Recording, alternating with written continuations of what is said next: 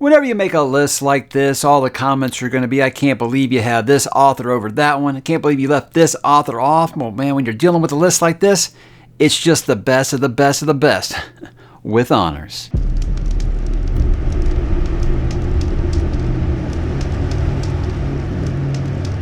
Hey, what's up, bookworms? Mike back today to make the video I never thought that I was going to make. I've had many people over the last 5 years ask me, hey, if you were ranking your top 10 authors, I said, well, I could tell you that I can't do it.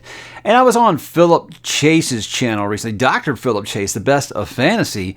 And I was like, I don't think I can make that video. And he said, you know what, Mike, I believe in you. You can do it. So here we are, guys. A good doctor always leads me in the right direction. So shout out to him. Subscribe to him if you have not. So with this, guys, I'm going to be looking at these authors' work as a whole. Now, for me, it's going to be a combination of themes, prose, their story, their body of work, of course, their influence over my life, how these books really have changed my life, and there might be a tiny sprinkle of nostalgia in there. I'm not going to lie to you. So I want to say that this is my favorites. It's not me saying these are the definitive 10 best, because that list would not be very well received, I do not think. Now, before I start, do got a couple of honorable mentions, and I don't want to do one of those things where here's my 10 favorite and then I got 50 honorable mentions. I'm not doing that here. Here's a couple I feel like either are just outside or I can see them making their way in before I shuffle off this mortal coil. I want to begin with C.S. Lewis. The only reason I don't have him on here is I think that might be nostalgic because Chronicles of Narnia, that was my very first series that I really got into, a fantasy series as a kid, and I hold that series so precious. But I admit, as an older man now, I don't know how much that would be something where I say that makes it a top 10 author for me, but I do think C.S. Lewis is very charming and incredible. Larry McMurtry, the only reason he's not on the top 10, guys, I've only read 2 of his books. They've been 2 old-timers in Streets of Laredo and, of course, Lonesome Dove, but I think that the guy might be the best character writer I've ever read, and I say that as a fan of some great character writers out there. So I definitely see this one after I read some more of Larry McMurtry. He'll be cracking this top 10. I am not even worried about that. Robert McCammon also with this one he's had a couple of all-timers for me. I think Boy's Life and Swan Song are just incredible. I love the first book in, Speaks of Nightbird.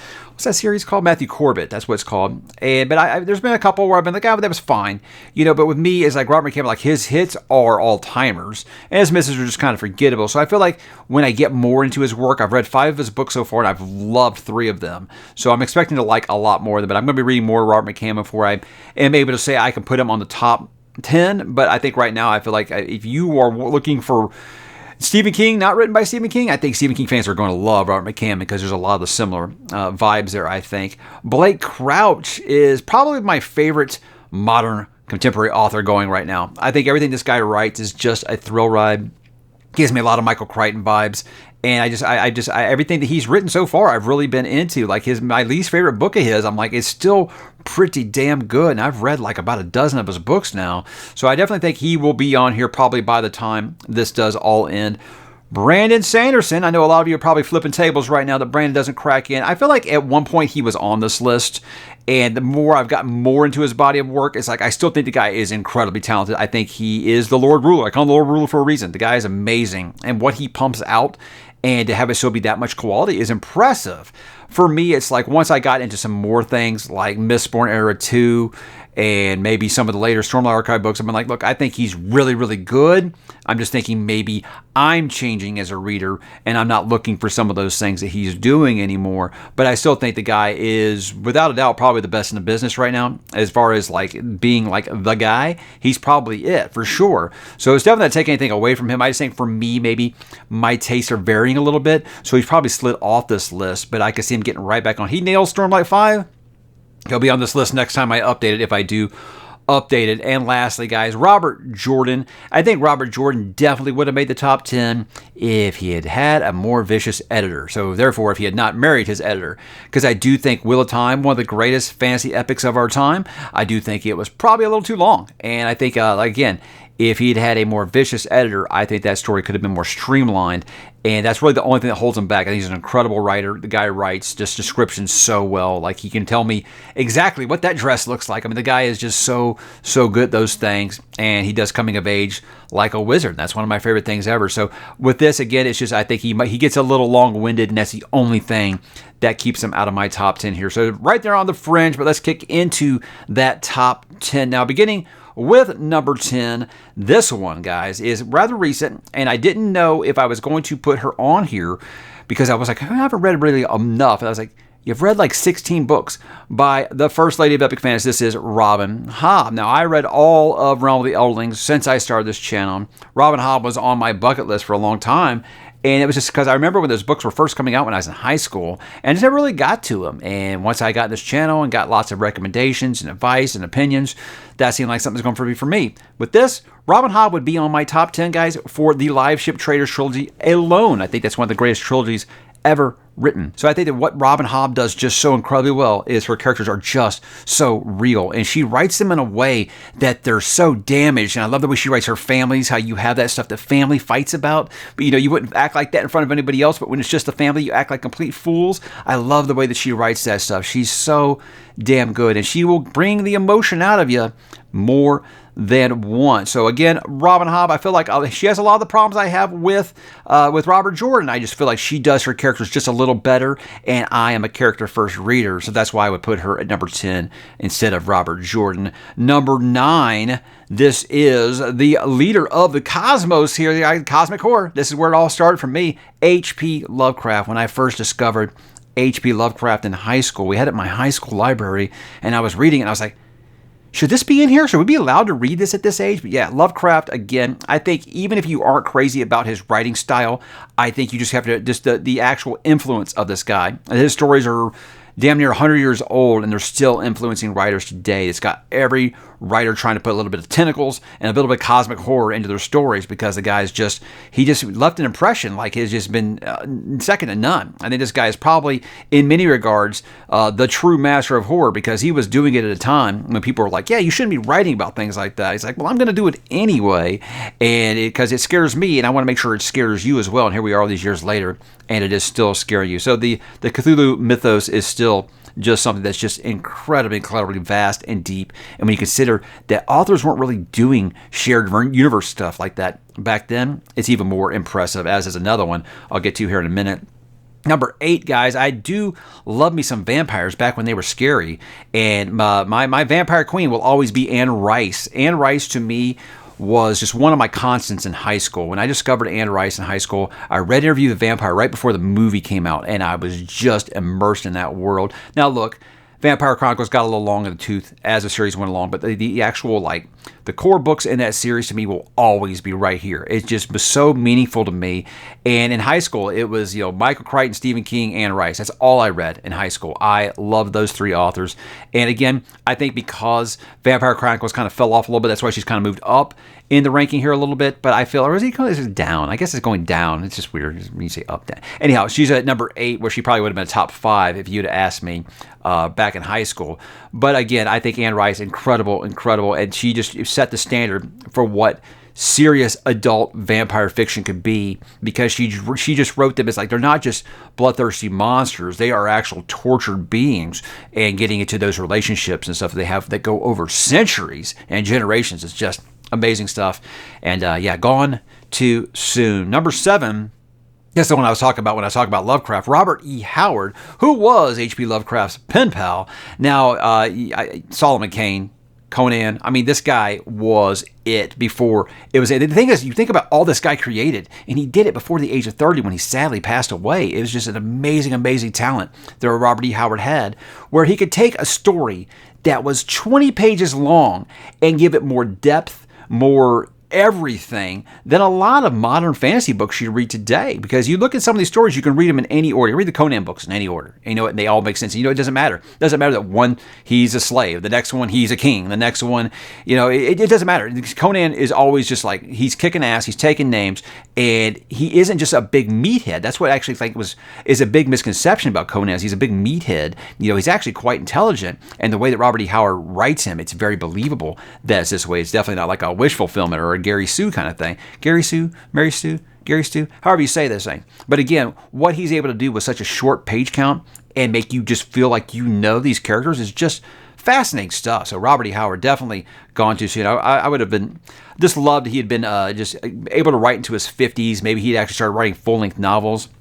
I feel like he could have completely owned the genre just like he did with Sword and Sorcery. So again, Robert E. Howard is one that I have nothing but pure adoration and love for, and I wish more people would give him a try here on the old BookTube. Number 6, I have to go with Ray Bradbury, who I think might be the most beautiful writer of all time. This guy could be writing something absolutely terrifying, like Something Wicked This Way Comes, and you just stop in the middle and be like, oh, that was a really pretty sentence he wrote right there in that actual horrifying thing that is happening at this moment. I think that Fahrenheit 451 is one of the greatest books ever written.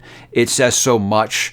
And it's just one of those things where I always see the credit go to like Brave New World or 1984, and I'm like, I think Ray Bradbury was ahead of the curve on a lot of these things, but it isn't just because of those two books. The guy writes coming of age better than maybe anyone ever. And again, just a wordsmith. This guy was definitely the Thomas Wolfe of my generation. He's just absolutely amazing. I've never read anything by him. Martian Chronicles is just so fascinating.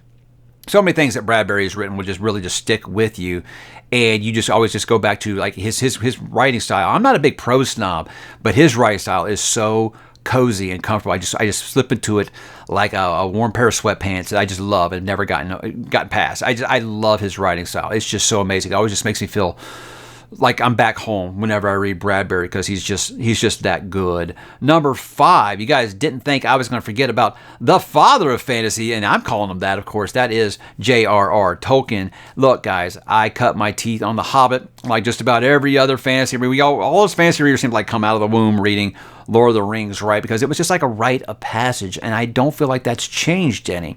A lot of people always tell me, oh, you only talk passionately about Lord of the Rings because you feel like you have to. Absolutely not.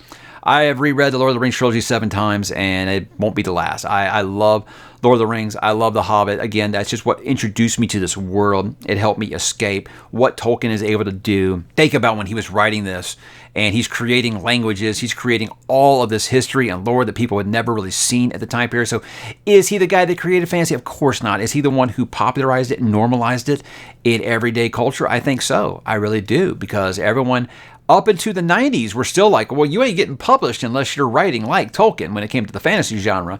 That's why I think something like Terry Brooks really exploded in the 90s, because people were just looking for more Lord of the Rings, and that's why it finally took some people like a Tad Williams or maybe a George R.R. Martin to kind of curve away from that and be like, look, you can write stuff that isn't like Tolkien and it's still really good, but you can still tip that hat every once in a while, because, guys, he's the best. He's the best of the best when it comes to this genre.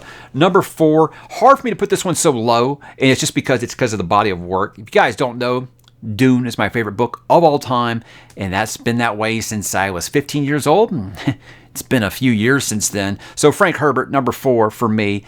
The reason I want to put Frank here is because, obviously, Dune is very special to me. But Frank Herbert actually taught me as a young man that you don't have to kind of follow the status quo. You don't have to think this, you don't have to think that. You can think for yourself, and you never ever trust leaders. That's something that really just stuck with me, kind of opened my third eye. That's why when I get accusations about my beliefs and people have no idea that I know I don't trust anyone because I cut my teeth on Frank Herbert's ideals, and they've always stuck with me.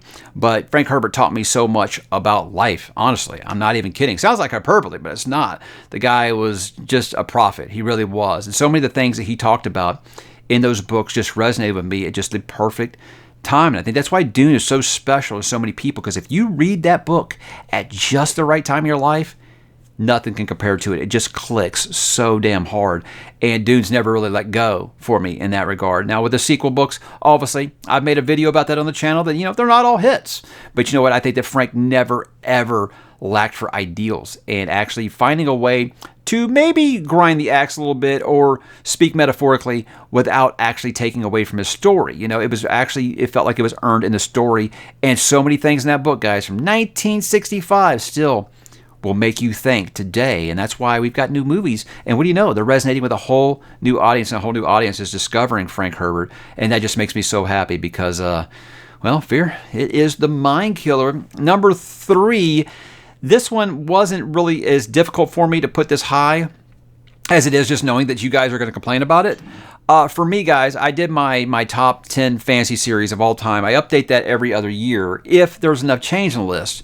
And the one that I had finally dethroned, Lord of the Rings, for number 1, made a lot of people unhappy, but that was George R.R. Martin, guys, because I love A Song of Ice and Fire.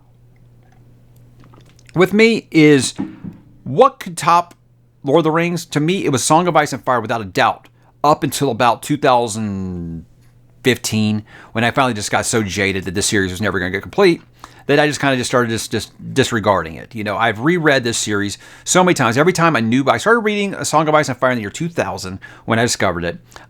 Storm of Swords had just come out, and I just read all 3 of those, and then I just kept rereading them. And then when the new book would come out, I'd reread them and read the new book. And unfortunately, only 2 have come out since then. You know, that's the thing. So what's my only real gripe about A Song of Ice and Fire? It's not finished. Does that take away from the fact that George is an amazing writer when he does write?